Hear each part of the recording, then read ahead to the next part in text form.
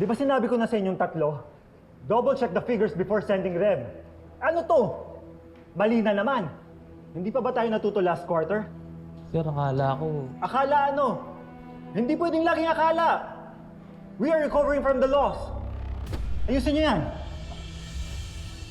Ikaw ang napagtripan, pre. Not your fault. Siguro ilang buwan tigang na si Sir Paolo kaya ganun. Bawal daw kasi yung asawa niya eh. Delikado daw kasi buntis. Diba ganun naman talaga pag walang outfit sa asawa? Ano sabi mo? Sir, joke lang po yun, sir. Joke sa'yo? Iniingatan ko at pinoprotektahan ko yung asawa ko. Joke sa'yo yun?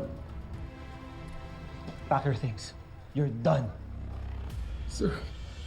Ano, i-report mo ako sa HR? Go, do it! I-report din kita. Hindi ako natatakot. Pack your things. You're fired. You fired one of your staff dahil sinabihan kang tigang? Dad, bastos eh.